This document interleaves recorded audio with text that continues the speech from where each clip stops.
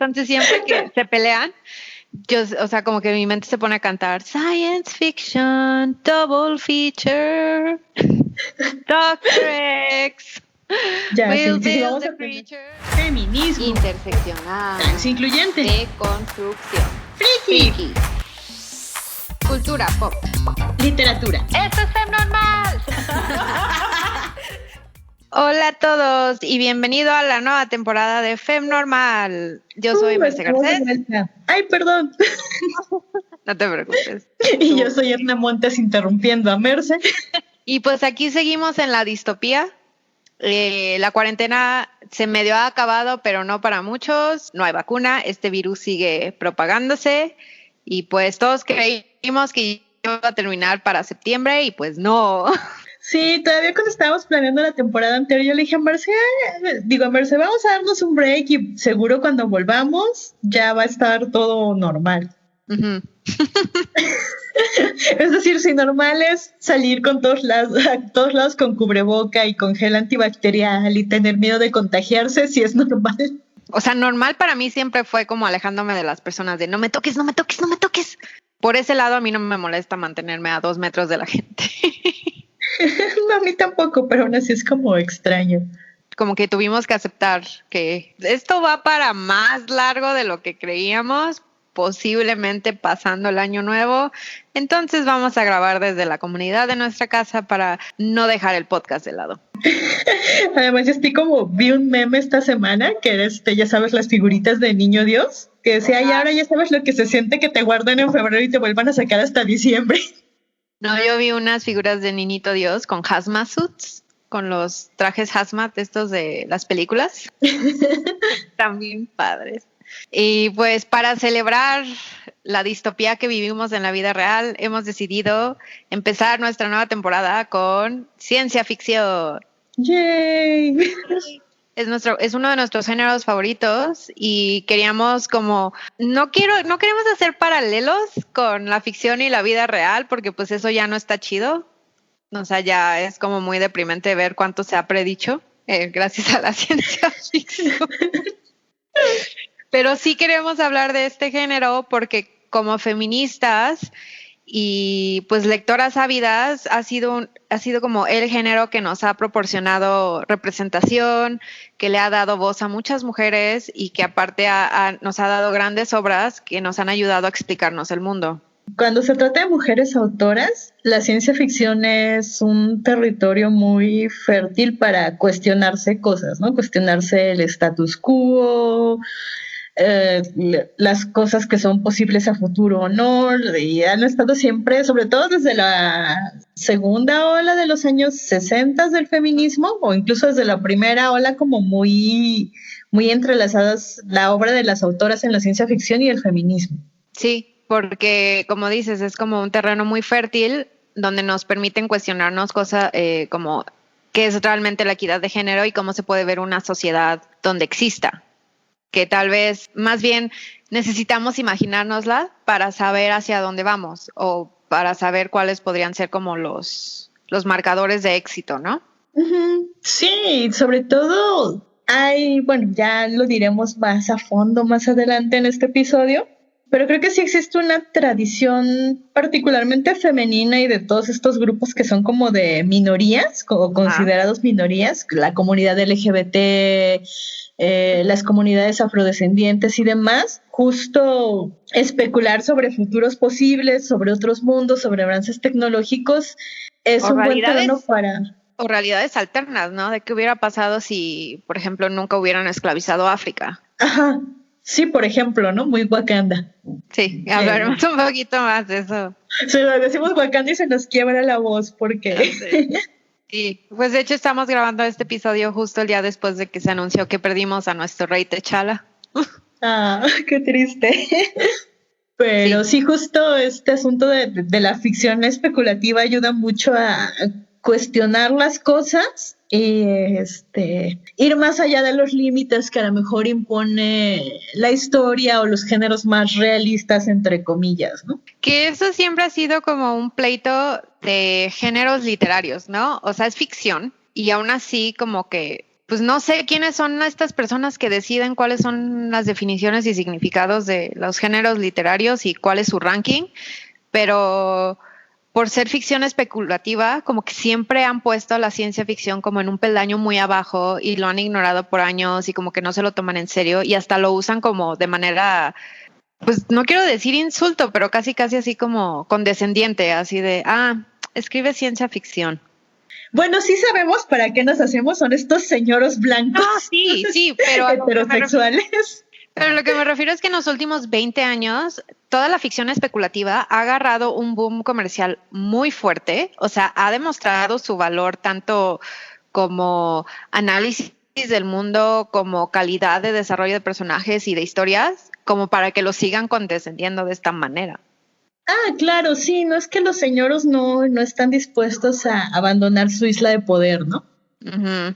Pero sí, o sea, creo que ha sido una lucha constante de todos los mal llamados subgéneros, ¿no? Que incluyen ciencia ficción, literatura fantástica, el terror, como todas estas cosas que han crecido mucho y que además tuvieron un boom en los años, no sé, 60, 70 en el mercado de habla inglesa, pero también que eran, sobre todo en México, una cosa muy underground en los 80s, 90s, ¿no? Que esta muy cosa sensacionalista. Es que es muy gracioso porque, es decir, Lovecraft es algo viejito, ¿no? Estamos de acuerdo que su obra es vieja. Sí, en el sentido de que pesada.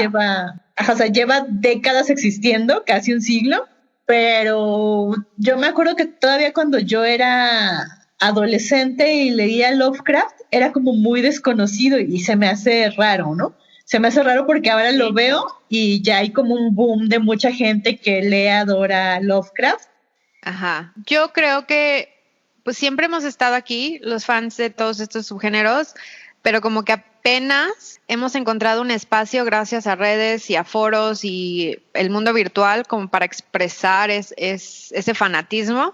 Y ya no es tan mal visto. O sea, desde el momento, no es ciencia ficción, pero desde el momento en que Game of Thrones se convirtió en el hit comercial que fue, para mí desde ese momento, o sea, al entrarle a la ficción especulativa como que debió de haber perdido todo su estigma. Y no, o sea, todavía tiene bastante.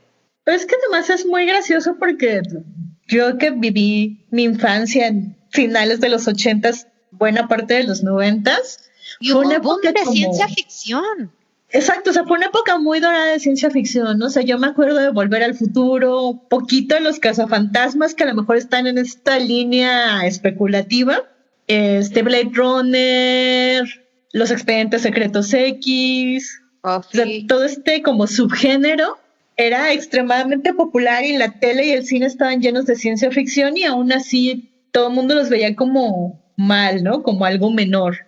Sí, porque incluso principios de los 2000 fue cuando sacaron la trilogía de precuelas de las Guerras de las Galaxias, ¿no? Igual, o sea, fue como como, no sé, como que de repente todo el mundo hablaba de que toda la vida les había encantado y amado las Guerras de las Galaxias, pero 2 años antes ni pío, ¿sabes? Sí. Está muy raro. Sí, pero sí creo que de verdad como el internet desde sus principios fue como un gran foro para encontrarnos como con otros camaradas frikis y decir, oye, a mí me encanta la ciencia ficción, ¿no? Que incluso hasta dio pie a este resurgimiento de Doctor Who, por ejemplo, porque sí, claro que yo voy a poner Doctor Who hasta en la sopa. No, sí, y pues este es como el género de hablar de Doctor Who, pero también incluso como dices, aunque encontrabas estos foros y estas personas que le gustaban lo mismo, había muchísimos guardianes de puertas o los gatekeepers. Sí, los famosos gatekeepers, ¿no? Son horrendos. Y yo, o sea, recuerdo que yo decía, a mí me gustan mucho las Guerras de las Galaxias y Star Trek porque yo crecí con todo esto, o sea, mi papá es súper fan de la ciencia ficción y a mí me la inculcaron desde pequeña. Y, o sea, los pleitos pero por supuesto que tú no eres fan. O sea, tú no te puedes sentar con nosotros y hablar de esto porque tú eres niña y las niñas no pueden ser fans de esto. Es horrible, pero en la ciencia ficción es como, de aquí salió el estereotipo del gordito que vive en el sótano de los papás y que consume puras cosas de ciencia ficción y que es un loser y así, pues de ahí salió. Sí. Y todavía Pero es que existe, o sea, además, estos guardianes todavía existen. Pero pues ya por suerte somos más los que hemos podido declarar nuestro amor por este género que han perdido un chingo de poder. sí, no, pero, o sea, ser una mujer y ser fan de la ciencia ficción o autora de ciencia ficción o las dos al mismo tiempo sí es una tarea ardua, ¿no? Ujú. Porque a mí me sigue pasando, es como pleno 2020, bueno, digamos 2019 porque este año como que no existió. Este año está en pausa. Sí, Esperan a que se rebote. ya lo apagó y lo volvió a encender. De repente, todavía hace poquito en una mesa, como bueno, post mesa, porque fue después de un evento de ciencia ficción que nos fuimos por unas chelas, llega un tipo y me dice, ay, pero sí te gusta la ciencia ficción, ¿no? Y yo así de, pues, sí. Y pues sí de, ay, pero si has leído a Asimov o si ubicas quién es Larry Niven. Qué Y me horror. quedé así como, excuse me. Si todos en esta mesa ya dijimos que somos fans de la ciencia ficción, etcétera, etcétera, muy fans, como por qué crees que no conozco a dos de los tipos más famosos que le escriben, ¿no? Esa es una. ¿O por qué te vas con los más viejos? Habla de contemporáneos. Eso es algo que a mí me enoja muchísimo. Y Muchísimo. a mí también. Y a mí me pasa mucho, ¿no? De hecho, yo creo que ya te había dicho en alguna otra ocasión, no en el podcast, no sé si en el podcast, pero yo tengo la premisa de ahora, cada vez que alguien me pide recomendaciones de ciencia ficción, recomendar solo mujeres. Sí, yo igual. Porque estoy hasta el gorro de que siempre que alguien dice, ay, quiero empezar a leer ciencia ficción, le digan, ay, bueno, sí, léete a Asimov, léete a Heinlein, léete a Philip K. Dick. Digo, sí, son indispensables, sí hay que leerlos, pero no son todo. No, y aparte es como muy, ok, estos autores son muy buenos. Yo no, o sea, no tengo nada en contra de su obra, pero no los podemos sacar de su contexto. O sea, ellos escribieron ciencia ficción durante una época que era muy machista. Su obra es machista y hay que aceptarlo. Sí. O sea, que lo diga, no los estoy atacando ni estoy atacando la historia de la ciencia ficción. O sea, hay muchísimas mujeres que estuvieron en 1950, 1960 picando piedra y nunca las pelaron porque era un gremio muy machista. Fin. Ajá, sí, totalmente. Y además o sea, hay cosas súper problemáticas, ¿no? Este Muy. asunto de tropas del espacio, que es como una apología al fascismo, militarismo así de horrenda, que yo me acuerdo que yo la leí como engañada porque vi la película y me gustó mucho. Sí, pero le quitaron, le quitaron los elementos problemáticos. Sí, no, pues que además la película está pensada y está hecha como una sátira del libro y por eso es tan buena, ¿no? O sea, el director le dio la vuelta y dijo, voy a criticar todo lo que este libro defiende. Pero en su momento pues, se llevó el Nébula y el Hugo y fue como una novela muy celebrada. Y te digo, yo la leí muy engañada de niña y dije, bueno, pues yo también estaba chavita, no entendía cosas, ¿no? Estaba niña y se me hacía fácil. Pero luego la volví a leer, no sé, a los 18, 19 años. Y cuando la releí dije, pero ¿qué es esto? ¿Qué es esto y por qué le aplauden, no? O sea, envejeció muy mal. Y qué bueno que envejeció mal. Me preocuparía que todavía le aplaudieran. De hecho, hay muchísimas cosas dentro de la ciencia ficción que han envejecido muy mal precisamente por la objetificación que le hacían a las mujeres y por esta, pues ya sabes, el estereotipo de la damisela en destreza. Pues, ay, no sé, como que hay que aceptar y aplaudir lo mucho que ha evolucionado y también hay que no tratar de esconder la historia problemática que tiene, porque pues si lo hacemos, nos exponemos a que vengan más autores machistas y nos quieran, no sé, me acuerdo mucho del libro este de Ira Levin de The Stepford Wives, que sí. es como una crítica a esta onda de la belleza superficial y la esposa perfecta. Pero créeme que hay mucha gente que sueña que fuera así y como que no la agarran a la crítica ni a la sátira. Sí, no, justo fíjate que fue a principios del año pasado, acaba de salir un libro que se llama Vox o Voz, que era como el debut de una chica que se llama Christine Dalcher, si no mal recuerdo. Es una distopía, pero es horrenda. O sea, me clavé, lo leí en casi 2 sentadas, no lo podía soltar. Es un libro muy, muy ágil, está muy bien escrito, pero también me daba como el super cringe porque es justamente una distopía donde las mujeres traen una especie de brazalete Ajá. que les cuenta las palabras que pueden hablar diario y pueden hablar solo 100 palabras al día. Sí, y si no pues es como un método de tortura, ¿no? La manera en que las callan. Ajá, y si hablan más, les da toques. Uh-huh. Pero, o sea, los toques eléctricos van escalando hasta un punto en el que las pueden matar. Sí, sí se pasan. Sí, es como, o sea, no es una premisa nueva, seguramente no es algo que a nadie no se le hubiera ocurrido antes, pero justo creo que esa es una de las grandes ventajas de la ciencia ficción, ¿no? Que nos permite tener como estas, pues como el cuento de la criada, ¿no? Esta idea de, oye, cuidado, esto podría pasar, ¿no? O sea, no es algo irreal, es algo que si tú lo permites como sociedad, como mujer, como activista, puede pasar tarde o temprano. Sí, y eso es como algo que a mí se me hace muy padre de muchas autoras de la ciencia ficción, que basan muchos elementos en la historia real. O sea, por ejemplo, Margaret Atwood siempre ha dicho que todo lo que sale en sus libros está basado en algo que le tocó vivir a las mujeres en cierta época, ¿no? Por eso es tan verosímil, porque ya pasó. Solo que ella lo está trayendo a un contexto moderno y lo está exagerando. Sí, pero sí es como muy perturbador leer el cuento de la criada siempre, que además es gracioso porque es como, este libro tiene 35 años de publicado, ¿no? O sea, tiene mi edad y sigue vigente. ¿Qué está pasando ahí? Sí, ya sé. Pero además cuando lees las notas de Margaret donde dice, bueno, es que todo lo que pasa ahí ya ha pasado, yo no metí nada que no hubiera sucedido en la historia humana antes, es como, oh demonios. O sea, esta onda de analizar lo que ya pasó y traerle un contexto moderno, no sé, es una habilidad. No asustarse y usarlo como un elemento narrativo es una habilidad. Sí. Sí, porque yo me pongo a investigar eso y suelto el libro de historia y me voy a llorar una semana abajo de la regadera. Es que sí es muy fuerte, ¿no? Y hablando justo de este asunto del machismo en la industria, yo hace poco me topé con algo, claro, es inevitable hablar del contexto gringo de la ciencia ficción, pues porque México, vecinos, la influencia.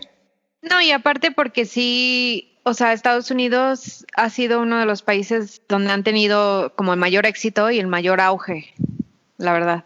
Sí, y justo está como esta leyenda negra de que muchas mujeres en la era de los 30s, 40s escribían con seudónimos masculinos, ¿no? Sí, sí, claro. Yo conozco, de hecho, hay un autor que se llama James Tripty Jr., que fue como bien famoso en su época. Era una mujer. Se llama Alice B. Sheldon. Alice Bradley Sheldon, que además es amor, porque justo ahora hay un premio muy famoso en Estados Unidos que es el James Tripty Jr. Award. Ajá, que es un premio que se le da anualmente a una obra de ciencia ficción que nos haga repensar como los límites o las formas en las que la sociedad interpreta el género. Precisamente porque era su seudónimo.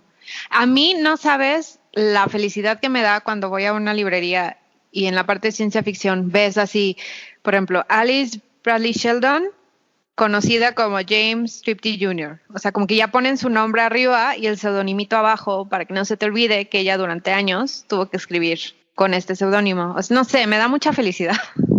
Sí, la verdad es que sí, es como muy bonito y justo hace poquito en Estados Unidos, que chistosamente patrocinado por Baileys, esta bebida alcohólica deliciosa Baileys, hay un programa para imprimir libros que hicieron escritoras con seudónimos masculinos, pero poner su nombre de verdad, ya no poner el seudónimo. Sí, como debería ser. La iniciativa se llama Recupera su nombre y es muy bella. Sí, así debería de ser. Lo triste de esta situación es que quién sabe cuántas autoras perdimos, porque pues obviamente no todas iban a dar a conocer que estaban usando un seudónimo, ¿no? Obviamente en esa época era más fácil porque pues te apuesto que ni siquiera las entrevistaban, nadie sabía quiénes eran, se podían hacer pasar por el autor recluso y nadie los molestaba y pues quién sabe cuántas perdimos por eso. Sí, justo veía que otra profesora que estudia la ciencia ficción escrita por mujeres en Estados Unidos, que se me hace como, es bien bonito ver que hay como estas áreas de estudio, ¿no? Que normalmente en México o en América Latina no son nada comunes. Entonces, cuando ves que en algún lado sí existe como alguien especializado en ciencia ficción escrita por mujeres, dices, ah, qué padre. Pero bueno, justo ella decía que no es tanto, por ejemplo, el asunto de los seudónimos, que sí existía, claro que existían, pero que durante los 30, 40, 50 hubo un montón de mujeres que sí escribían con su nombre femenino, ¿no? Y mandaban pues sus textos a estas revistas pulp famosas, que eran, ya sabes, como estas de papel casi estraza, que es como a donde siempre se remontan los grandes orígenes de la ciencia ficción en Estados Unidos y en buena parte del mundo. Pero uno de los grandes problemas es que había un grupito de editores súper machistas que cuando hacían las antologías ya en libro, que ya no eran la revista Pulp y que eran para dar a conocer lo mejor de la ciencia ficción escrita, a propósito borraban a todas las mujeres porque decían es que las mujeres no saben escribir, así con sus pelotas enormes. Digo, específicamente hay dos editores que eran muy famosos, que eran John W. Campbell y Geoff Conklin, que eran los que hacían las antologías de toda esa época. Bueno, ellos a propósito excluían a las mujeres, porque decían es que las mujeres no saben escribir. Y además eran como muchos de los temas que se trataban en esas décadas después de la Segunda Guerra Mundial tenían que ver con pues el papel de la mujer en la sociedad, la maternidad, el asunto de ya no me quiero regresar a mi casa ahora que estuve trabajando en la fábrica, hice mi propio dinero, o por qué yo no puedo volar un avión de batalla. Como todos estos cuestionamientos muy de la mano con el feminismo, pues claro que estos tipos los querían borrar, ¿no? Y hay como un chismazo que a mí me encanta de la ciencia ficción que tiene que ver con Judith Merril, que era una autora de ciencia ficción, que se peleó frontalmente con Campbell y le dijo, oye, yo hago ciencia ficción y es muy buena. Y este tipo le dijo, no, te apuesto a que no puedes escribir una historia que yo quiera publicar en mi revista. Entonces ella va y escribe este cuento que es una joya, que si lo pueden buscar por ahí en internet está y de verdad es una joya, que se llama That Only a Mother, que es solo una madre, y que tiene que ver con todo este terror de la maternidad, pero también las malformaciones de una guerra nuclear, porque ya sabes que en esa época era como... Sí, era el tema. Ajá, era el tema, ¿no? Entonces pues, a Campbell le fascina, lo pone en su revista y dice, ay, no, bueno, sí, perdón, me equivoqué, este cuento sí está bueno. Y cuando Judith Merril le manda otros cuentos, ya como de colonización espacial, distopías, otras temáticas de ciencia ficción, perdón, me trabé, que no tienen nada que ver con la maternidad, este güey le dice, no, ya no te voy a publicar, deberías escribir sobre madres, tienes que escribir sobre cosas de mujeres. Si no hay madres, no te publico. Ay, qué horror. Y aparte, piénsalo en esa época, ¿qué opción le quedaba? Porque esos hombres, esos editores, o sea, eran los únicos medios que estaban publicando ciencia ficción de manera periódica, ¿no? Y a partir de esas revistas pulp o sensacionalistas, como lo quieran decir, en eso se fijaban los editores para contactar a los autores y ya les pedían novelas. Sí, o sea, era como el primer paso que te podría generar una carrera profesional como escritora y les cerraban las puertas. Bien cabrón. Sí, pues que estos eran como los gatekeepers supremos, ¿no? Porque además, o sea, no eran como monitos que te preguntan, ay, pero si has leído a Niven, ¿verdad? No, eran los editores con el poder, ¿no? Y eso fue frecuente hasta hace relativamente poco y todavía sucede además. Sí, claro, o sea, ni duden tantito que todavía hay autoras que no las dejan publicar con su nombre completo femenino. O sea, por eso hay tantas autoras que todavía firman con sus siglas. Sí, además es como, pues es una pequeña locurita cuando ves todo lo que la ciencia ficción nos ha dado, ¿no? La misma Ursula K. Le Guin, Joanna Ross, que decíamos, fuera bueno, antes de empezar a grabar el podcast de N.K. Jemisin, ¿no? Sí, también. O sea, tiene como el récord de llevarse el premio Hugo a mejor novela 3 años seguidos y nadie antes lo había hecho. No, y también, por ejemplo, Ursula K. Le Guin fue la primera mujer en ganar el Hugo y el Nebula. Por la misma mismo novela. año. Ajá, el mismo año. Entonces, y también eso era como inaudito. Pues es que cuando no nos quieren dejar jugar, o sea, ellos son los que pierden. Porque, claro. O sea, están silenciando voces. Sí, que también a veces esto es como un reclamo que hacen muchas autoras de ciencia ficción, de terror y demás, que a mí me parece muy válido, que tiene que ver con, pues es que no siempre tenemos que esperar que nos den, no sé, un Nebula, un premio Puebla de ciencia ficción y fantasía.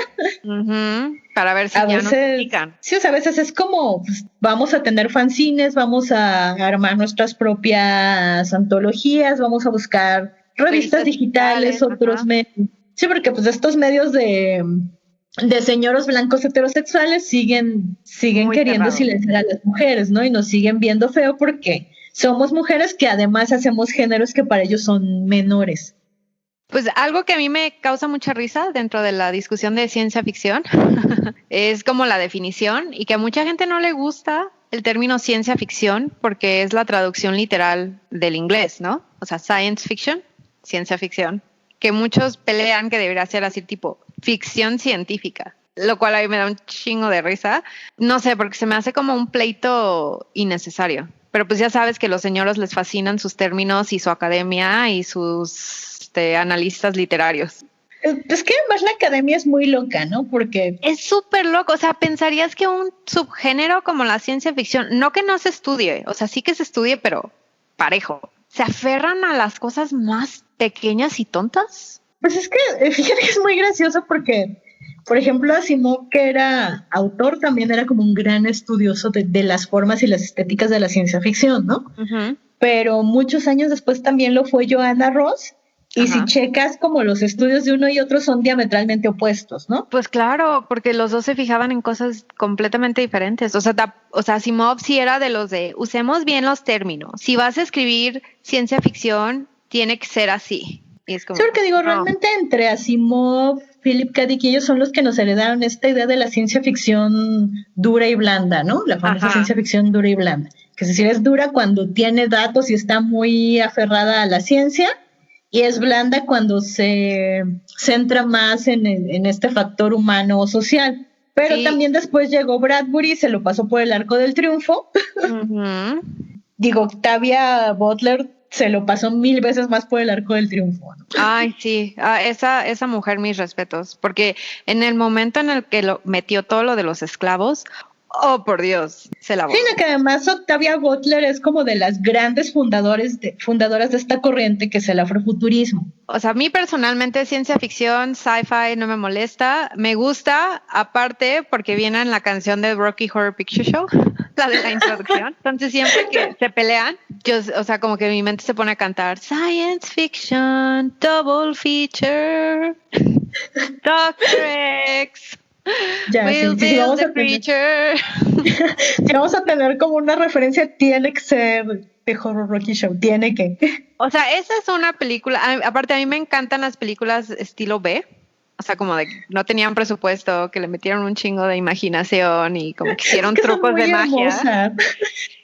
Rocky Horror Picture Show, para mucha gente ni siquiera les pasa por la mente cuando hablas de ciencia ficción, y es ciencia ficción pura. Es ciencia ficción, sí. Digo, a mí me encanta, por ejemplo, también la de Little Shop of Horrors. Little Shop of Horrors. Eso es Con ciencia Audrey la ficción planta pura carnívora. Es también. ciencia ficción y yo la amo. Y es un musical y es comedia y es tontísimo, pero la amo, la amo totalmente. Claro. Pero es que también existe como esta concepción muy estirada de que todas las cosas deberían ser serias y no, ¿no? Por ejemplo, ahí está... ¡Ay! Hitchhiker's Guide to the Galaxy, se me fue en español.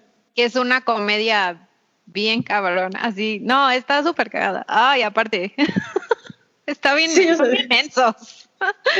Pero es que también es eso, ¿no? O sea, a veces creo que nos falta, y sobre todo a las mujeres, darnos permiso de hacer comedia en los géneros, ¿por qué no? Uh-huh. Porque Sí. existe como esta idea de que si una no es seria, no la van a tomar en serio. Y es como un peso añadido a este asunto de, un género menor, soy mujer y hago comedia. Es muy duro eso. Pero como que todo regresa a los señoros que exigen así como de, bueno, pero si vas a escribir ciencia ficción no tienes que ser así, ¿no? Y no es cierto. Pero como dices, luego sale la guía, ¿es la guía del viajero? Es la guía del viajero intergaláctico. Creo que en España le pusieron la guía del autoestopista intergaláctico. O sea, pero español de España. Español de España, sí, claro. Todo es español de España. Que eso también se me hacía cuando estaba chiquita y buscaba traducciones de ciencia ficción, casi todos estaban en español de España y me causaba tanto conflicto porque pues luego es como cuando lees una novela argentina y tiene las conjugaciones y como que de repente te saca de la narración. Sí, digo, a mí no me causaba especial conflicto el español de España, pero pues porque también siempre he sido muy otaku y muchos mangas que leía eran forzosamente traducciones de España, porque en México en ese momento no se traducía manga. o casi no. Pero, o sea, sí llega un momento en el que dices, espérate, pues, ¿por qué no hay ediciones mexicanas de ciencia ficción, no? Porque todas las cosas que me chuto de ciencia ficción o de fantasía son traducciones de España y son como de Gilgamesh o de estas grandes editoriales de allá. Sí, o si puedes, pues los consigues en inglés, en el inglés original. Que también es muy triste porque pues sigue siendo una manera de gatekeeping. Claro, sí, porque no hay mucha ciencia ficción que la leí en, bueno, como desde que aprendí inglés en adelante, pues la leí en inglés. Pero sí es mucho gatekeeping y todavía me cuesta trabajo, ¿no? Porque hay veces que hay cosas que quiero recomendar, pero no las han traducido a español. Sí, yo me acuerdo la primera vez que leí la novela, la famosa de Ursula K. Le Guin, Left Hand of Darkness, The Left, sí, ¿no? Sí, la mano izquierda de la oscuridad, perdón. O sea, la mano izquierda de la oscuridad. Y yo le decía a la gente, es que en inglés se llama The Left Hand of Darkness. Y me preguntaban, ¿y en español? Porque pues obviamente cuando recomiendas algo, hasta le echas emoción de, y luego en esta novela pasa esto, y habla de esto, y estos son los temas, y está bien padre, porque yo nunca lo había pensado. Y es así como de, ¿y dónde la consigo? No sé. Sí, digo, ahorita la verdad es que, insisto, de nuevo el internet fue como una herramienta genial porque ya podías conseguir libros que antes no, aunque fueran PDF. Perdón. Sí, pero sigue estando el problema de las traducciones. Ni modo. Sí, pues que además, o sea, esta presencia es graciosa y también la academia es graciosa porque te decía que justo tienen como este gatekeeping, pero si uno se pone estos lentes de análisis, una de las piezas fundacionales, si no es que la pieza fundacional de la ciencia ficción, es Frankenstein o el moderno Prometeo de Mary Shelley. Así es. Que además existe esta falacia, ya lo hablamos en el capítulo de Mary Shelley, y si no lo han escuchado, regresen a escuchar el capítulo de Mary Shelley. Pero ella también escribió esta distopía, ¿no? El último hombre, no es necesariamente ciencia ficción dura, pero ahora que encasillamos todas las distopías en ciencia ficción, pues esta cabe ahí, ¿no? Claro. Este virus que borra a la humanidad y este último hombre está contándonos la historia. Y aún así hay académicos que no quieren aceptar a Mary Shelley. Sí. Hasta la fecha. Sí, además, la academia, una de las cosas de la academia es que siempre llega tarde, con el perdón de la academia, ¿no? O sea. No, es que es cierto, o sea, es que tiene que haber material antes de que alguien lo pueda analizar. Duh. Ajá, pero exacto, aún así, o sea, por ejemplo, mucha gente dice, no, la época dorada de la ciencia ficción fue 1930-1950. Tú dices, sí, pero la ciencia ficción se empezó a publicar desde antes de 1920, o sea, la época victoriana había muchísimas cosas y no las quieren tomar en cuenta porque pues dicen, ok, precursores, o sea, lo mucho les van a dar como el título de es un precursor, pero oficialmente nos vamos a los 20 y es como bien injusto, es súper injusto. Sí, porque además justo ahora en estos análisis que está haciendo la Academia Mexicana y que se están poniendo sobre la mesa, hay quienes dicen, bueno, Neruda ya hacía ciencia ficción, por ejemplo. No, miento, perdón, no Borges. Nervo. Nervo y Borges también hacía ciencia ficción. Sí, se llamaba Nervo, perdón, no sé por qué me acordé del otro señor. Pero que sí, Amado Nervo ya hacía ciencia ficción, pero más allá de eso, el famoso Primero Sueño de Sor Juana Inés de la Cruz, que se hizo en 1692, puede ser considerado un poema con elementos de ficción especulativa y de ciencia ficción. Sí. Y boom, ahí les vuela la cabeza a los señoros, ¿no? Sí, porque ¿cómo es posible que una mujer en 1600 y tanto haya pensado, ¿cómo lo digo? haya pensado más allá de su situación. Sí, pero pues se callan porque es Sor Juana y Sor Juana hizo todo y puede hacer lo que ella quiera, fíjense. Sí, fíjense. Pero sí, o sea, sí es como regresarnos sobre todo en mucha de la literatura mexicana y mucha de la literatura latinoamericana, a buscar elementos de ficción especulativa, de ciencia ficción y de cosas que en su momento no se calificaban como tal. Ajá, porque todos sabemos que mucha de la literatura latinoamericana pues tiene elementos del surrealismo, o sea, como que el surrealismo agarró raíz, pero eso no significa que no haya elementos de otros subgéneros, ¿sabes? Como que todo lo quieren meter en surrealismo y no consideran otros elementos dentro de la literatura que pueden tener. Sí, no, y además porque Elena Garro está en la sopa conmigo. Sí. Pues, por ejemplo, Elena fue, sí, la precursora del realismo mágico con Los recuerdos del porvenir.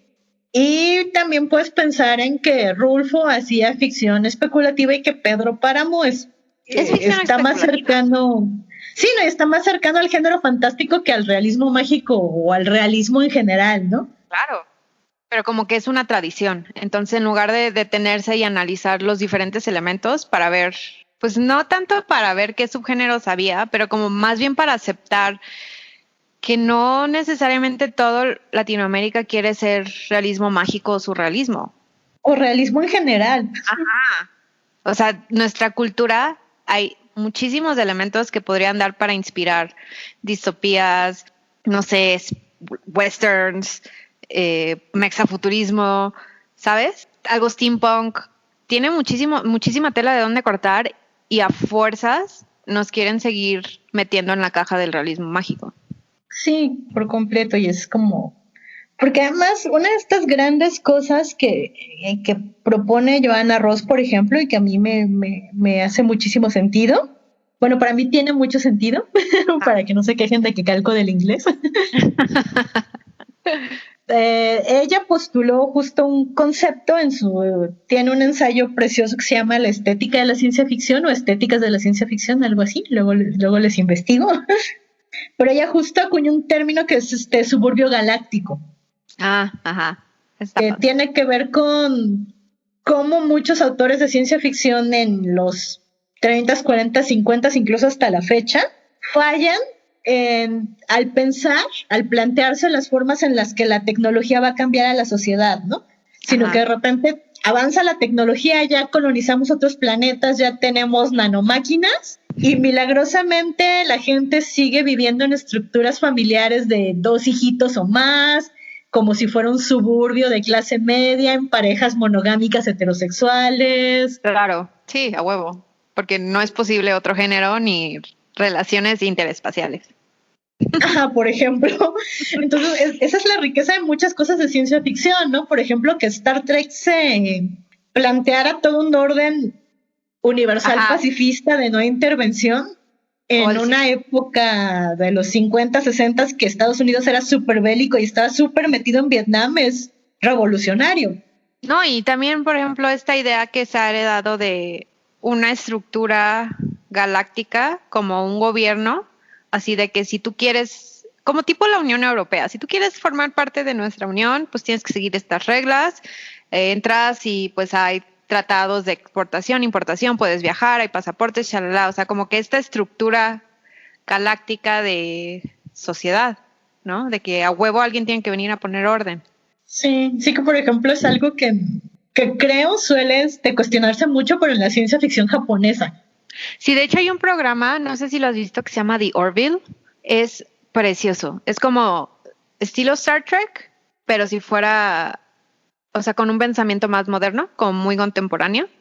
Y sí cuestiona cosas de género y este sistema intergaláctico y pues sí, de que no todos los países, aunque quieran entrarle, quieran dejar su cultura de lado, ¿no? Porque pues sí es una onda de globalización.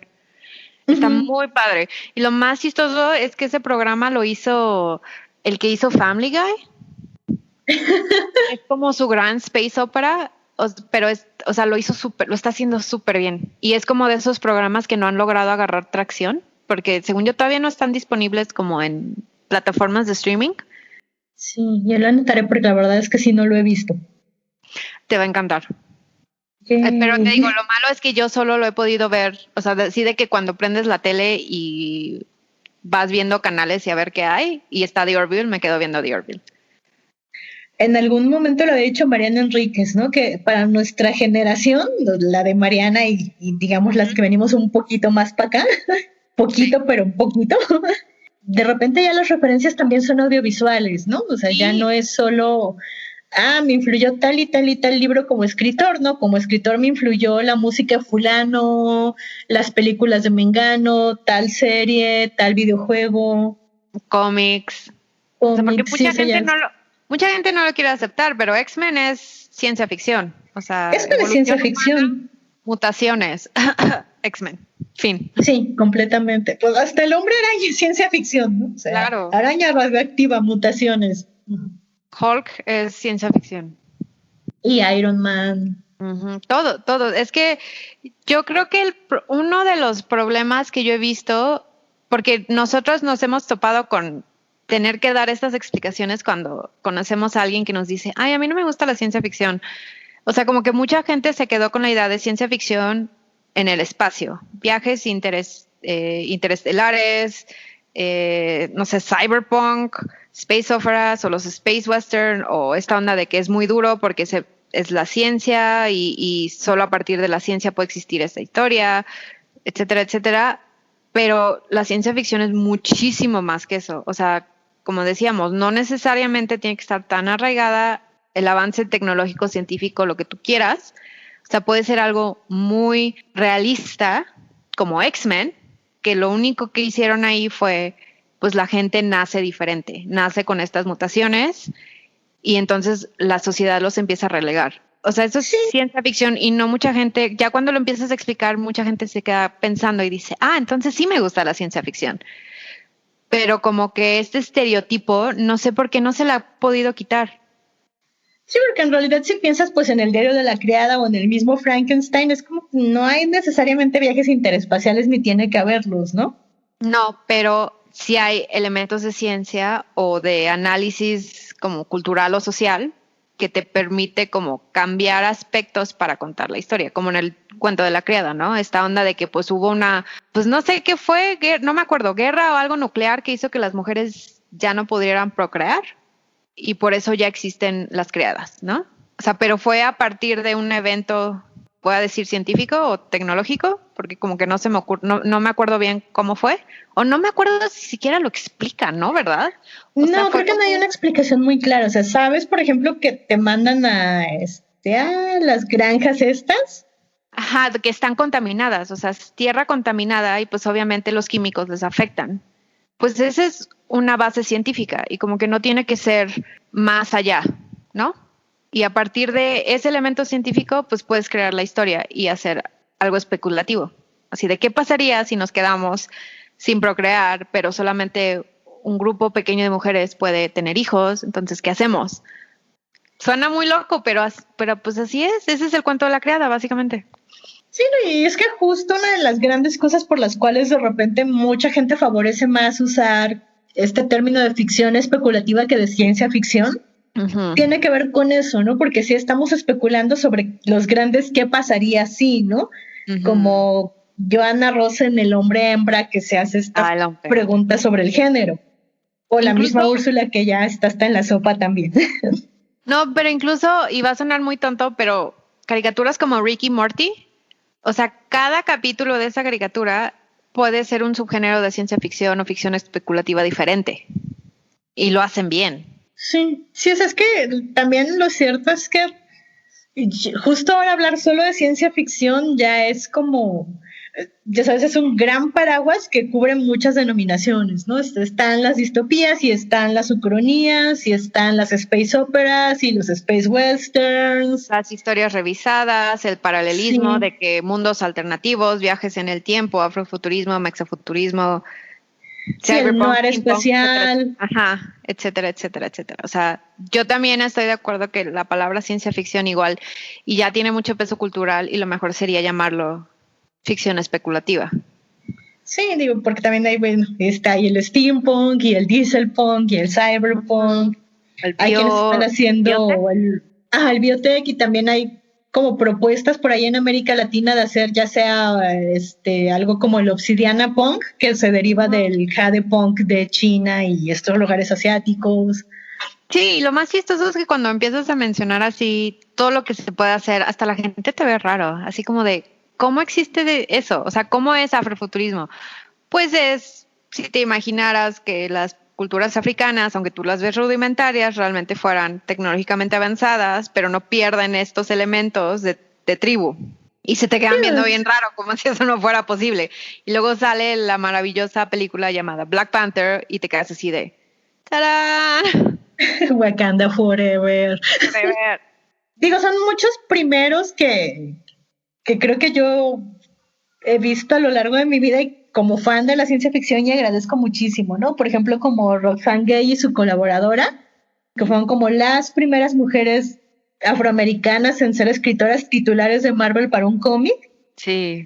Igual justo con un spin-off de Wakanda, que se los cancelaron y odio que se los hayan cancelado, pero bueno, al menos existió. Sí, pues sí. Ya ves cómo se ponen los fanatiquitos loquitos cuando les traes mujeres a escribir historias increíbles. Sí, además se extiende muchas cosas, ¿no? Por ejemplo, yo quiero hacer una mención honorífica a mi crush, Janelle Monáe, que tiene afrofuturismo, pero lo hace desde la música, ¿no? Y tiene estos discos temáticos hermosos de Arch Android y todo esto, que es como, si los pueden escuchar, escúchenlos, todo un disco temático elaborado desde el afrofuturismo, ¿no? Y ahí se notan los elementos tribales mezclados con sonidos. Pues voy a decir de la computadora porque no me gusta decir futuristas. Sí, no, pero además tiene como estas grandes referencias al jazz, al blues y a todos estos géneros eminentemente de la comunidad afroamericana que después se fueron blanqueando con el paso del tiempo, ¿no? Entonces es como muy genial verla hacer todo esto. Pero ya les dije que es mi crush, entonces para mí todo lo que ella haga es genial. No, pero por ejemplo, cosas de Janelle Monáe, yo también soy muy fan y aún así siento, o sea, tipo de que a ti te gusta algo y te obsesiona y de repente te empiezas a dar cuenta que nadie sabe de lo que estás hablando, ¿no? O sea, Janelle Monáe tiene años haciendo esto y años de activista y años de tratando de darle voz a la comunidad, no me gusta decir afroamericana porque son americanos, pero pues a esta comunidad considerada minoría en Estados Unidos. Y luego va y participa, no sé si alguna vez han visto la antología que hizo Amazon Prime de los cuentos de Philip K. Dick. Ella en Electric Dreams. Ajá, en Electric Dreams. Ella sale ahí y creo que hasta tuvo un rol de productora en alguno de los capítulos. O sea, lo que me refiero es que esta mujer está súper movida y nadie la pela. Sí, o como que apenas la medio empezaron a pelar hace relativamente poco. Como cuando empezó su carrera de actriz hollywoodense, siento. Pero ella ya llevaba años. Sí, muchísimos. A mí personalmente me gusta mucho el disco que hizo como tributo a James Brown. Es hermoso. Es increíble.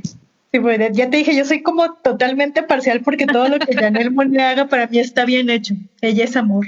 Sí. Bueno, yo quiero hacer como un paréntesis, así como para pensarse.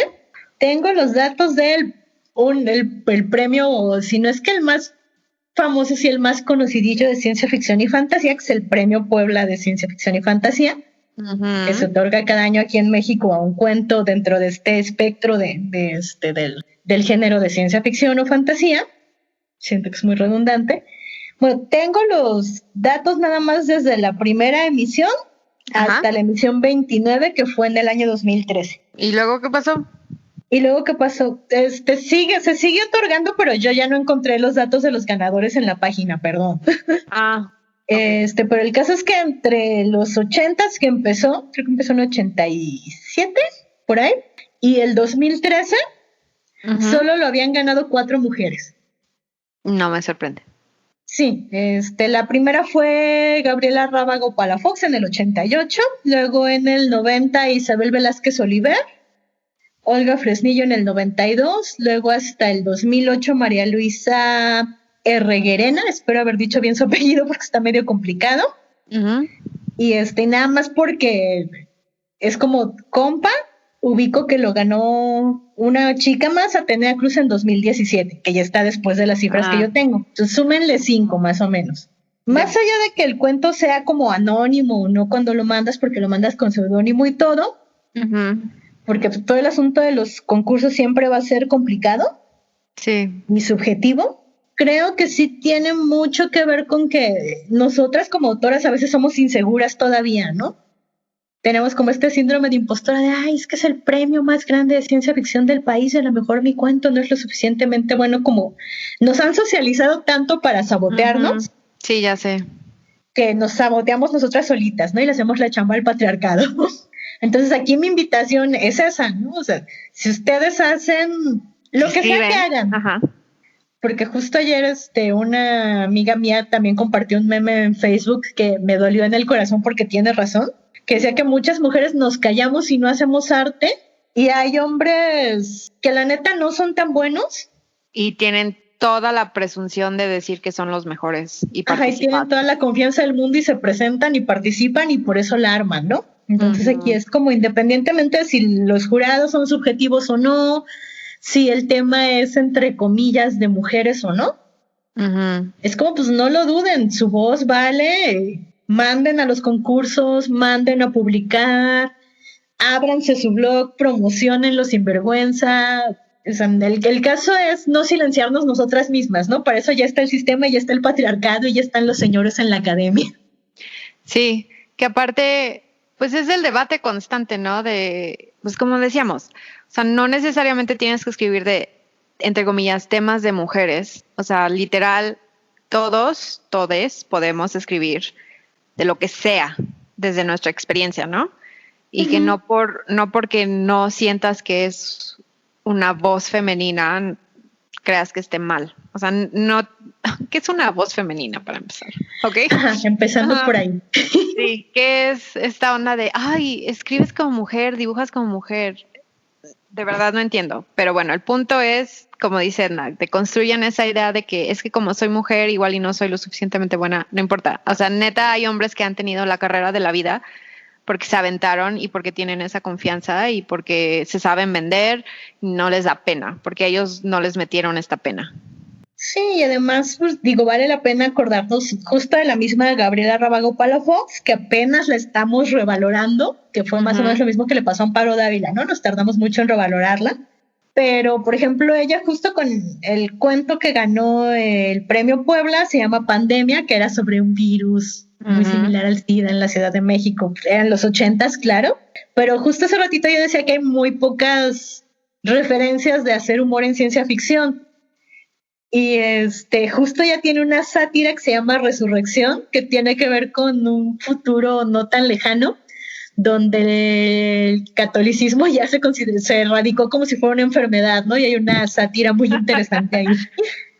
Y pues bueno, estaba Adela Fernández, por ejemplo, que también estamos redescubriendo y que hacía fantasía y ciencia ficción, y hay como multitud de autoras contemporáneas, jóvenes, vivas, que están haciendo ciencia ficción y fantasía ahorita en México. Que lo están intentando y como buscarlas, intentar darles pues su espacio, el espacio que se merecen. Sí, porque además está, por ejemplo, ahí Gabriela Damián Mirabete, que se llevó, no creo si el año pasado o el antepasado, perdón, la pandemia me hace mal. Justamente ella ganó el James Triptych Jr., y fue la primera mujer mexicana en ganar ese premio, y es como, sí, wow, Gaby fue el año pasado. Sí, que hasta le dieron el premio a su traductor, porque lo armó chido. Sí, entonces sí, busquen a Gaby es amor, pues, está por ahí bueno, para los que estamos en Guadalajara está Cecilia Udave, pero es para todo el mundo, no nada más para los que estamos en Guadalajara. Marta Riva Palacio, Olivia Brenda, Karen Chasek, Ileana Vargas, que hace unas cosas interesantísimas, a veces en el terreno del weird, yo la amo, soy fan. También está una cubana que se llama Daina Chavino, creo. Sí, Daina Chavino y Angélica, no sé cómo decir el apellido. Gorodischer, eso. Gorodischer, sí, es complejo el apellido, pero sí, si pueden buscarse Calpa Imperial de Angélica Gorodischer, que yo creo que la primera vez que lo leí, porque justo sucede esto, ¿no? La ciencia ficción que hacemos en México, en América Latina en general, es muy diferente y no puede estar supeditada a estas ideas rusas o gringas de la conquista del espacio siempre, ¿no? Sí. Las preocupaciones eminentemente latinas son otras, como son otras las del afrofuturismo, ¿no? Y si le quieren entrar al terreno del mexafuturismo, pues estaría padre también. Es que es parte de esta preconstrucción de no puede ser ciencia ficción si no tiene estos elementos. Y, o sea, eso nos hace más daño, porque entonces está silenciando, o sea, si no tienen un espacio de por sí, estas autoras, o sea, les está cerrando la puerta aún más fuerte en la cara. Ábranse a leer cosas que... O sea, ábranse a leer parte de los subgéneros que no creerían que fuera ciencia ficción clásica, digamos, ¿no? Porque ahí está como la riqueza. Me acuerdo mucho de una compañera que tenemos en el taller que nos decía, es que no me gusta, es que yo no soy la lectora, y pues nosotros le decíamos, bueno, dinos qué temas te gustan y nosotros te podemos recomendar tipo ciencia ficción que vaya por ahí y vas a ver que sí te gusta, ¿no? Porque tenía como muy esta preconstrucción de, es que es de tecnología y ciencia y el espacio y a mí no me gusta eso. Sí, digo, y puede que no le gustara ya que le hiciéramos las recomendaciones, pero sí, Pero al menos lo darse la intentó. oportunidad. Ajá, lo intentó y pues dijo, definitivamente no, y pues, pero al menos lo intentó. Bueno, quién sabe porque la convencimos con Dark y los viajes en el tiempo son ciencia ficción. Exacto.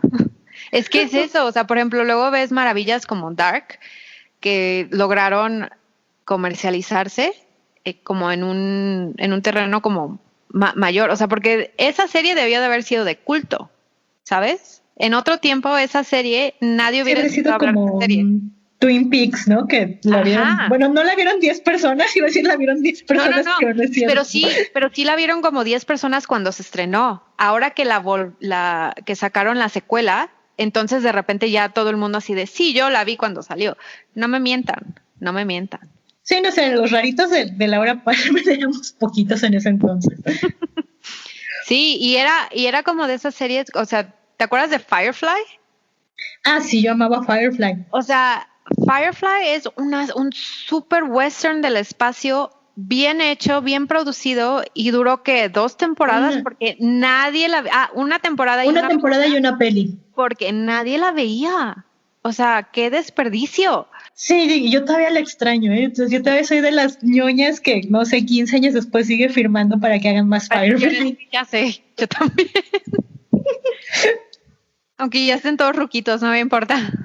Sí, no, pero justo creo que aquí lo que tratamos de decir es que no hay que ser gatekeepers, ¿no? O sea, si ahora que salió la última temporada de Dark, todo el mundo se volcó a verla y no le gustaba la ciencia ficción y no había visto la primera temporada ni la segunda y le valía cacahuate, pero Dark los hizo felices, que bueno. Sí. Si salió la secuela de Twin Peaks y ahora la quieren ver desde el principio, qué chido. Si no tenían idea de Firefly, pero ahorita corren y la buscan y la ven, nosotros vamos a ser felices porque la idea es compartir las cosas. Sí, y es como una de las maravillas de la ciencia ficción, que como que yo recomiendo, tú me recomiendas, descubrimos cosas nuevas, ya tienes a alguien con quien debatir, porque a mí me fascina sacar teorías y debatir y buscar en internet y, o sea, me obsesiona, me llego a obsesionar con los libros, con las películas, con los cómics, con todo.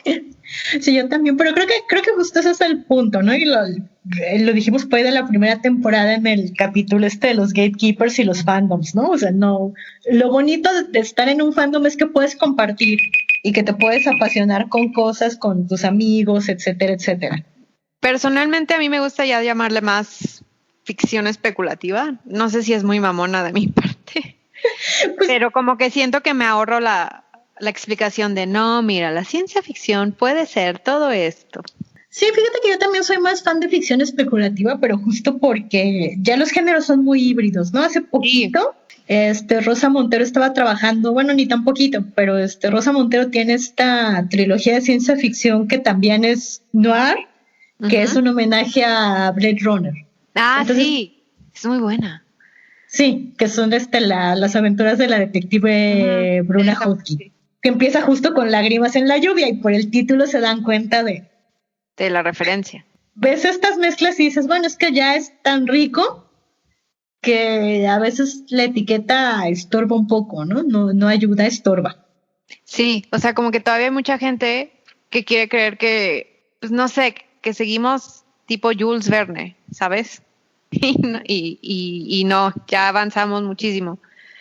Y no es que no deban leer lo clásico. O sea, si se lo quieren aventar, aviéntenselo, pero no empiecen con lo clásico. Yo siempre recomendaría que empiecen con algo más contemporáneo, más moderno. Sí, con algo cercano a ustedes. Que digan, si lo levanto, sí lo leo, ¿no? Ajá, y luego se regresan si quieren. O sea, no todos tenemos que leer la trilogía de la Fundación de Asimov. O sea, no es obligatorio. No te van a dar un carnet porque lograste terminarla. Sí, que debería. Siento que me merezco una medalla. Fíjate que yo no sufrí tanto Asimov, ¿eh? O sea, a mí me gusta, incluso me gusta. Sí me gusta, pero siento que el primer libro no está fácil y como que ahí es donde pueden perder a muchos. Ah, sí, no, al principio de la fundación sí es muy ciencia ficción y es duro, ¿no? O sea, no es una lectura fácil. Pues que también lo pienso y digo, chispas, aunque me gusta mucho Asimov, si a mí me preguntan mis influencias para escribir ciencia ficción, casi siempre les voy a hablar de Connie Willis, que es otra mujer que hace humor con ciencia ficción y es genial. Sí. Tiene esta saga de viajes en el tiempo que empieza con el día del juicio final, el libro del juicio final. Ay, bueno, algo así, perdón, se me cruzaron los cables. Y luego sigue con, por no mencionar al perro, que es una especie de comedia victoriana con viajes en el tiempo. Que además Connie Willis, déjenles presumo, tiene el máximo récord de hugos y de nébulas. Se ha llevado 11 hugos y 7 nébulas. Hugos. Ya sí, estamos emocionando. Sí, no es que cuando es como de estas cosas que saben que Edna se emociona cuando se empieza a trabar con datos, porque me emociono tanto que pienso más rápido de lo que puedo hablar y se me cruzan los cables. Digo, Merce ya lo sabe porque le ha tocado verlo muy seguido. Sí. Pero bueno. A mí de repente se me olvidan, así como de, ¿te acuerdas de esta autora? No, pero esta autora y se fue. Sí, a mí como que se me cruzan los cables. Pienso más rápido de lo que mi boca se puede mover y salen úgulos. Pues fíjate que yo siempre recomiendo a Ursula K. Le Guin. Todavía no es tan accesible encontrar sus libros en México, pero pues yo lo voy a seguir recomendando toda la vida. Me molesta de sobremanera que no han logrado adaptar bien su obra. Al menos la trilogía de Earthsea podría ser una épica fantástica, bien cabrón si lo supieran hacer bien, pero creo que la última vez que lo intentaron, hasta ella dijo, no, esto es una basura. Sí, no. Fue un intento de estudio Ghibli y creo que si Ghibli no pudo adaptar Earthsea, tal vez nadie más pueda, no sé. No sé, ¿ves que va a salir la nueva de Dune? A mí yo personalmente no soy fan de Dune, pero me la echaría como para ver cómo la adaptaron, a ver si ya le atinaron, porque esa es otra obra que jamás han podido adaptar bien. Pero si pueden adaptar Dune, si lo hacen bien, pueden adaptar a Ursula K. Le Guin, punto. Yo tengo una relación bien conflictiva con Dune, porque la leí chavita y me encantaba, pero ahora que soy grande y la releo, ya no me entusiasma, ¿no? O sea, siento que es como este viaje del héroe que hemos visto 1000 veces. Sí. Pobre chico solitario con un don especial es escoltado por una mujer de adorno a salvar el mundo. Pero pues es que fue de las primeras de su tipo. No lo puedes quitar. Es que eso es lo más triste, un poquito triste de la ciencia ficción clásica. No la puedes sacar de su contexto. O sea, la tienes que leer. O sea, por ejemplo, George Orwell, lo tienes que leer pensando que este cabrón escribió... En 1800. Sí, o sea, y jamás pensó que su concepto de Big Brother iba a ser un reality, güey. ¿Sabes? No lo puedes sacar. No, Orwell es más para acá, perdón, lo estaba confundiendo con H.G. Wells. 1970 y es tantos, ¿no? Ajá, sí, no, perdón, lo confundí. Pero también, por ejemplo, H.G. Wells no lo puedes sacar de su contexto. Sí, no, ninguno, no, y yo todavía disfruto mucho Dune dentro de su contexto. Pero no tiene este efecto que tienen mí, por ejemplo, aquellos que se alejan de Omelas, de Ursula K. Le Guin, que lo leo una y otra vez al pasar de los años y sigue siendo efectivo y sigue siendo vigente y creció conmigo. Sí, no, y aparte, por ejemplo, Octavia Butler, a mí me encanta, pero me cuesta mucho trabajo releerla porque es tanta tragedia, pues, o sea, mucho de lo que ella hablaba en 1990, 1980, todavía sigue pasando para los afroamericanos en Estados Unidos. Es muy triste ver eso. Sí, digo, sí, hay cosas que siguen siendo duras de leer, ¿no? Y que a veces no las relees por eso. Sí, porque te acuerdas de lo triste que eran y nada más eso te aprieta el corazón. Sí, pero bueno, puedes leerla y luego leer a Connie Willis para que te haga reír un rato y ya todo esté mejor. No, va a pasar un buen rato hasta que voy a releer a Octavia Butler. Tal vez otros 10 años, sí. Así ha cambiado. Leyendo a Connie Willis, porque pandemia. Es que muchas de estas autoras son muy buenas. Y sí, tienes razón, como que se prestan a que las releas y las releas y las releas. Que yo no podría decir eso de algunos clásicos de la ciencia ficción. O sea, si te echas los clásicos, te los echas una vez y no vuelves a tocar la trilogía de la Fundación, o no vuelves a tocar los cuentos de Julio Verne, o no vuelves a tocar a Bradbury. No porque sean malos, sino porque como que es lectura de una vez y se acabó. Y bueno, yo a Bradbury sí he de confesar que a Bradbury sí lo releo mucho, ¿eh?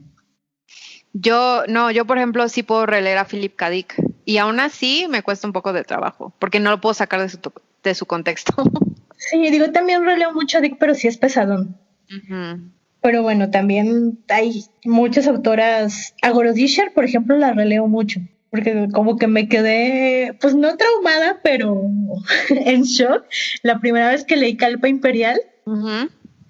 era algo totalmente diferente a lo que yo había leído antes. No tenía nada que ver con la ciencia ficción que yo conocía antes.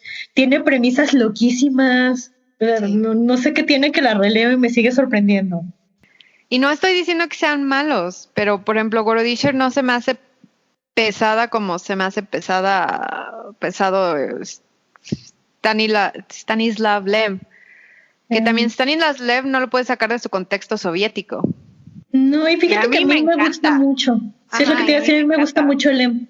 Y también lo estuve releyendo ahora con la pandemia, Lem.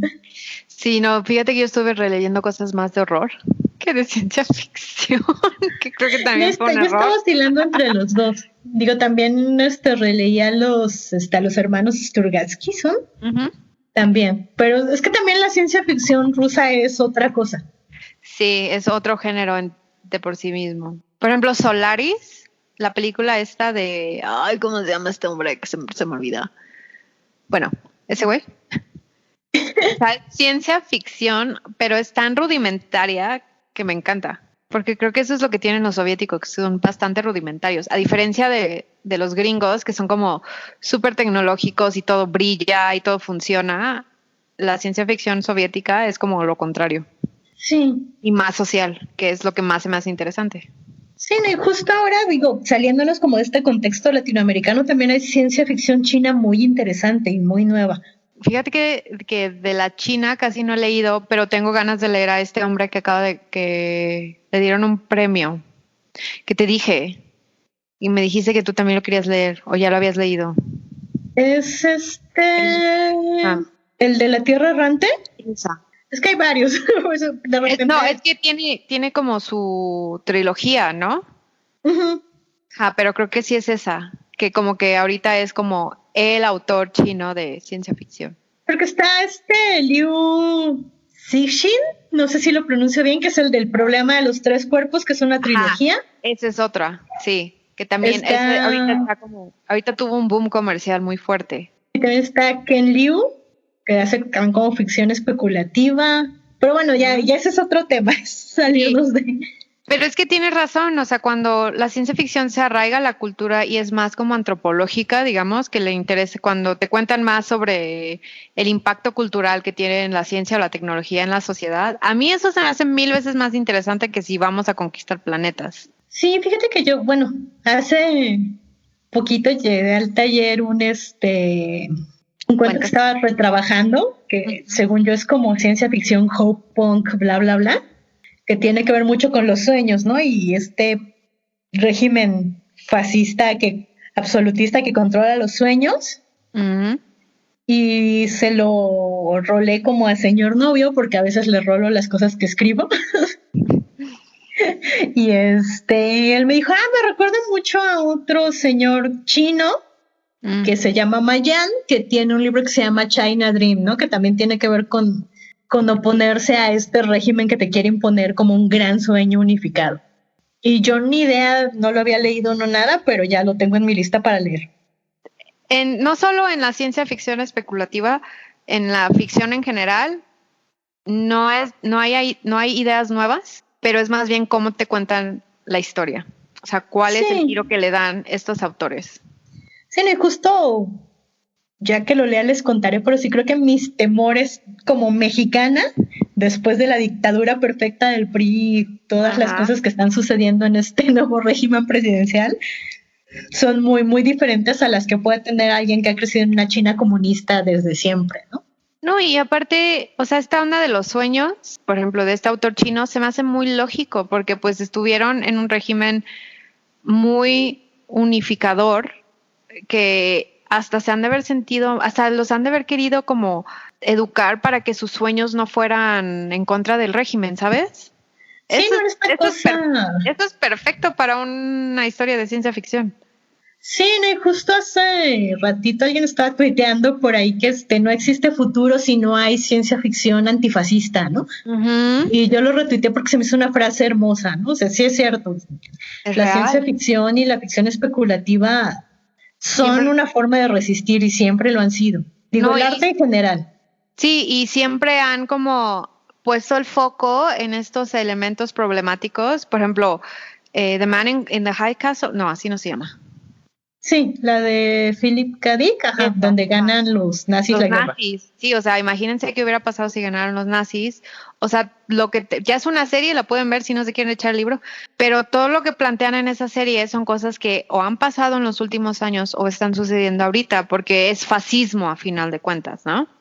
No te lo tienen que vestir como, pues es que los nazis siempre son como el punto de qué es lo peor que te puede pasar, pues que te rijan los nazis, ok, pero eso ya está muy lejano a nuestra realidad y es hora de tener otros como puntos de referencia y pues lo que está pasando ahorita en muchas partes del mundo que se están inclinando a la ultraderecha, pues es precisamente elementos fascistas y hay que empezar a reconocerlos.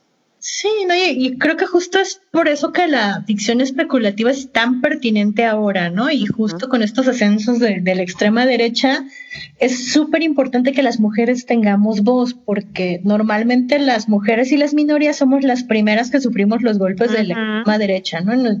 En nuestra vida diaria, en nuestros derechos reproductivos, en la forma en la que la sociedad nos ve y nos trata. Sí, no es exageración, o sea, ya abran cualquier aplicación donde leen noticias y empiecen a ver todas las violaciones a derechos humanos que se están haciendo en varios países. Es Sí, eso. no, y que probablemente se las debo y me gustaría haber leído más, pero también, por ejemplo, me interesa mucho ahorita buscar más ciencia ficción desde ópticas LGBT, por ejemplo, Claro, que sí sí. es muy importante. Entonces, Más, bueno, ahí están.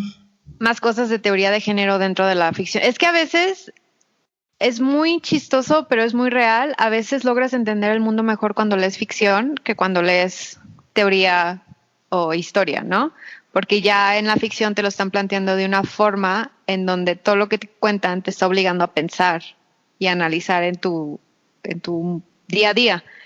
Pero no lo notas hasta que empiezas a pues debatir sobre estos libros y los autores y las historias y de repente poco a poco te van cayendo veintes que igual y no te caerían si solo estudiaras la teoría o la historia. Justo el terreno fértil para especular, ¿no? Para preguntarnos a dónde vamos o a dónde nos gusta ir como humanidad, ¿no? Y me regresa a este asunto de los que se alejan de Homelas de Úrsula K. Le Guin, ¿no? Uh-huh. Es un género que nos deja hacernos muchas preguntas y no necesariamente nos va a dar respuestas, ¿no? Quizás ni siquiera las tenga.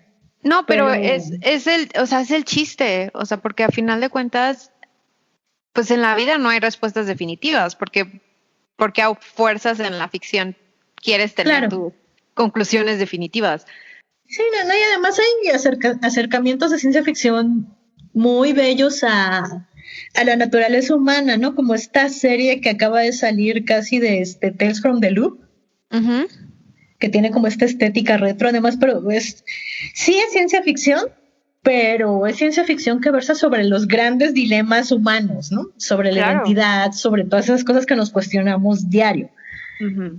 Y creo que siempre es como, bueno, por lo menos para mí como lectora o como autora también, me gusta mucho ese tipo de literatura, la que me hace sentir toda una gama de emociones y me hace cuestionarme la existencia misma. Claro, es muy filosófica, o sea, la ficción especulativa puede ser muy filosófica, pero le tienes que querer entrar, si no, pues qué chiste. Sí, no digo, también hay momentos, ¿no? Si están como en una crisis depresiva porque están encerrados en su casa, mejor léanse algo más ligerito, tampoco es manda. Uh-huh.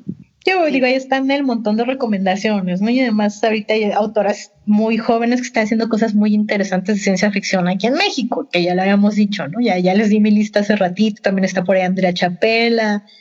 Y en otros lados, ¿no? Está Mónica Ojeda, que me parece de Perú. Ah, sí, ajá, muy buena. Liliana Colanzi de Bolivia, Solange Rodríguez Pape, que me parece también es peruana o ecuatoriana, perdón si luego no me acuerdo bien de los países, lo siento. aparte de las recomendaciones, si ustedes conocen alguna autora que no mencionamos y creen que es muy buena que debamos leer, o serie o película y así, pues recomiendo, déjenos un mensaje en el Face. Siempre estamos abiertas, ¿no? A todas estas recomendaciones. Porque sí, nos fascina encontrar cosas nuevas. A mí luego me da un chingo de coraje encontrar autoras, como dices, que estamos redescubriendo y que publicaron en los 60, 70 y que no conocía y es como, no puedo creer que esto existía y no estaba en mi vida. Sí, es como, ¿por qué alejaron esto de mí? ¿Quién les dio derecho a robarme esta autora? Sí. Sí, es horrible, pero también nos fascina descubrir, ¿no? Entonces, si tienen algo, pues ahí déjenoslo y lo checamos. Igual en el Facebook pueden encontrar vamos a subir todas nuestras recomendaciones y pues ya saben, ahí los esperamos. Sí, pues ya nos emocionamos un montón, pero es que nos da gusto estar de vuelta con el podcast. Sí, este es uno de esos temas que hablamos y hablamos y hablamos y hablamos y hablamos porque somos muy fans, muy fans de la ciencia ficción y la ficción especulativa. Sí, no, aquí nos pueden tener días y días y no paramos, ¿eh? Sí. Pues bueno, aquí los dejamos por hoy. Muchas gracias por escucharnos y pues nos vemos durante toda la temporada. Yay. Bye. Fem Normal es un podcast producido por Edna Montes y Merte Garcés. Encuéntranos en Facebook e Instagram como Fem Normal y en YouTube como Fem Normal Podcast. Si quieres apoyarnos para seguir produciendo este podcast, nos puedes comprar un café. Busca la liga en la descripción.